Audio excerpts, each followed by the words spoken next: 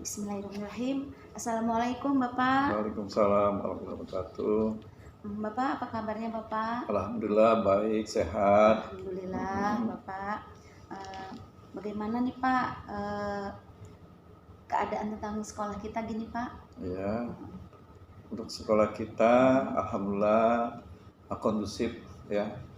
Muridnya baik, tentunya ya gurunya juga hebat-hebat kreatif ya. Alhamdulillah. Bapak, saya sebelumnya mohon izin ini Pak, saya akan melakukan wawancara dengan Bapak terkait dengan tugas calon guru penggerak saya yang angkatan ke-8 tentang wawancara pengambilan keputusan oleh pimpinan kepala sekolah. Baik. Bapak, bagaimana biasanya Bapak mengidentifikasi kasus-kasus yang merupakan dilema etika atau rujukan moral di lingkungan sekolah kita, Pak? Baik ya. Kalau dengar pertanyaan itu dilema etika ya, kasus dilema etika kan juga memang baik ya. Kemudian moral juga semua baik ya. Betul. Kalau hal-hal semua yang baik ya kita tentu cari yang terbaik. Nah, kita terbaik, kita juga komunikasi dengan guru itu ya, pasti kita komunikasi ya.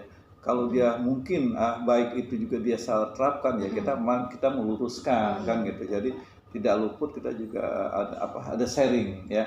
Kadang-kadang menurut saya baik, ada guru bilang itu juga nggak baik. Nah, di sharing mana titik temunya yang paling baik ya, baik berupa etika maupun moral, seperti itulah. Jadi demokratis kita kepentingan yang paling terbaik, yang paling banyak dipilih orang ya. Ya Gitu seperti ya, Pak, itu. Oh gitu ya Pak ya.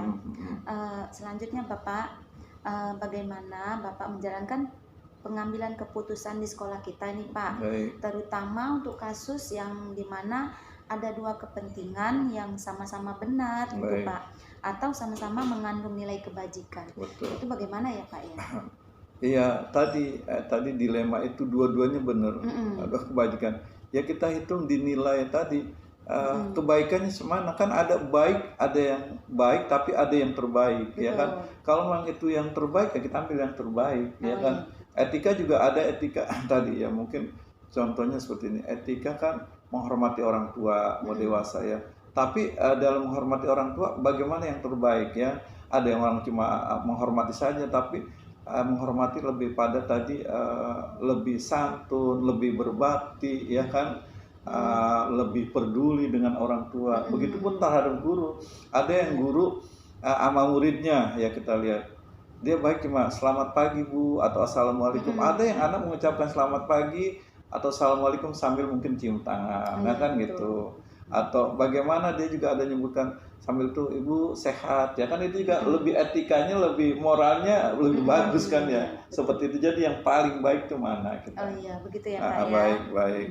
Selanjutnya Pak, langkah-langkah atau prosedur seperti apa nih ya Pak yang biasa Bapak lakukan selama ini? Ya prosedurnya tentunya kita ya pengamatan dulu ya. Kita selalu mengawati, memantau keadaan, terutama mungkin guru, karena kita tanggung jawab guru. Kalau murid ya tanggung jawabnya ke siswa kan gitu kan. Kita kan setiap hari, kalau kepala sekolah tiap hari ketemu guru ya. Ada berapa guru, ini tingkah lakunya seperti apa, kebaikan seperti apa kan gitu ya. Mungkin kalau guru ya siswanya yang tiap hari dikenal ya kan. Kalau pas sekolah kan selintas tuh murid, karena yang berhubungan dengan murid guru ya, seperti itu. Jadi memang kita mengenal dulu, mengamati dulu ya, baru ngambil keputusan seperti itu. Gitu ya, baik.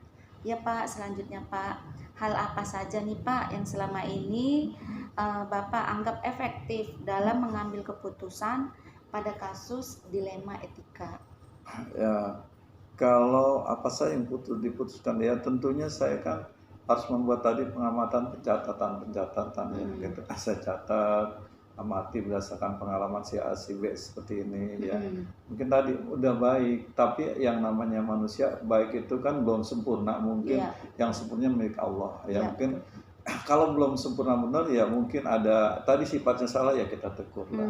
Tadi kembali pada sharing ya, panggil guru itu kan, kalau kita panggil dia lebih terbuka, lebih enak ya. Kalau cuma kita amati aja, mungkin negurnya sambil jalan atau bagaimana, yang bagus tadi kita panggil, kita Oh, iya. komunikasi berdua seperti itu. Betul. Baru kita sampaikan kan gitu. Oh iya Pak, betul gitu. Ah, Oh, seperti, iya. ya itu menurut pendapat saya ya, Iya, seperti betul. itu. Ya.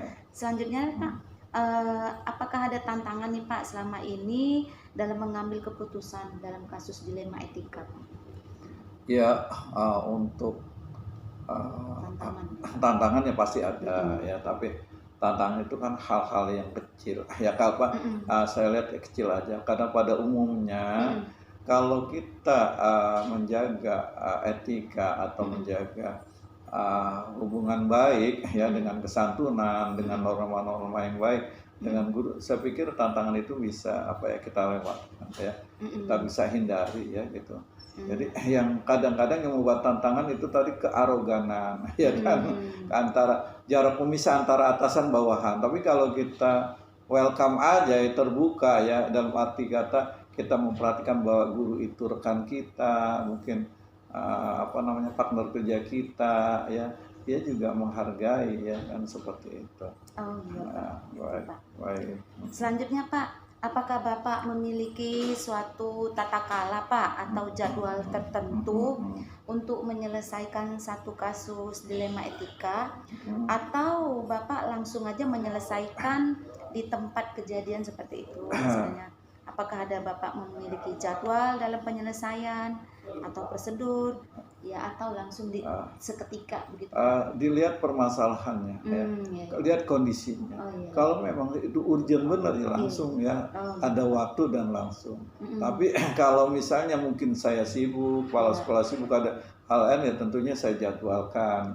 Ya seperti tadi, lihat kondisi, misalnya Ibu tolong nanti kapan ketemu saya ya, mungkin nanti sore atau besok ya. Tapi kalau memang harus itu ambil tindakan walaupun dilema dan sebagainya, urgent ya, saya harus komunikasi juga, saya sempatkan seperti itu. Oh begitu ya Pak.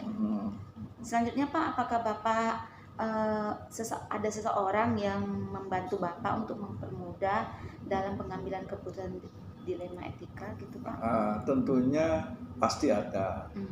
Kepala sekolah kan ada wakil kepala sekolah ya kan, ada guru-guru yang senior, pasti kita ada terlibatkan lah ya. Kita libatkan mereka supaya nanti kita bukan kita sok tahu, kita persamakan persepsi ya, supaya ya ada ada keadilan lah di situ, ada kebersamaan lah. Jadi kalau kita memutuskan sendiri, kayaknya kita paling benar kan gitu ya. Tadi kita bukan makhluk yang sempurna kan gitu ya. Jadi ada timbang kalau masuk pendapat 2-3 orang itu salah ya. Kalau salah semua ya. Kalau benar semua, jadi ada di situ ada saling. Jadi ada yang membantu. Ada yang membantu pasti. Baik. Selanjutnya Pak, dari semua hal yang tadi disampaikan tadi nih Pak, pembelajaran apa nih yang Bapak dapat petik dari pengalaman Bapak dalam mengambil keputusan dilema etika? Baik, jadi pengalaman ya, tentunya yang saya ambil bahwa manusia tuh mempunyai kelemahan tersendiri ya. Ada kelemahan. Nah, dengan dia tahu kelemahan, berarti kita juga mengintrospeksi kita diri sendiri ya. Selain kita juga tadi memberitahu ya, kita juga introspeksi diri kita bahwa manusia tuh manusia yang lemah ya. Mungkin kita di situ bisa memberitahu suatu saat kita juga bersalah ya kan. Ada orang merasa so benar, tapi kita di luar itu kita juga sebenarnya manusia biasa, banyak salah, banyak hilaf ya. Jadi berguna bagi dia, untuk mengambil itu juga berguna bagi saya. Jadi ada evaluasi muhasabah diri lah kalau seperti itu. Jadi muhasabah diri jadinya ya, mengevaluasi diri kita, betul kan. Baiklah Pak, karena wawancara kita sudah selesai. Terima kasih atas segala tanggapan yang sudah Bapak berikan. Semoga bermanfaat bagi saya, buat sekolah juga, dalam tugas saya. Terima kasih Pak. Sebelumnya, sama-sama ya. Waalaikumsalam warahmatullahi wabarakatuh. Terima kasih juga Bu Hermanis ya. Itu spontan Bapak ya tadi, mungkin ya banyak mungkin ketidaktahuannya, tapi yang Bapak sampaikan, yang Bapak tahu seperti itu ya. Terima kasih sama-sama. Terima kasih Pak. Assalamualaikum.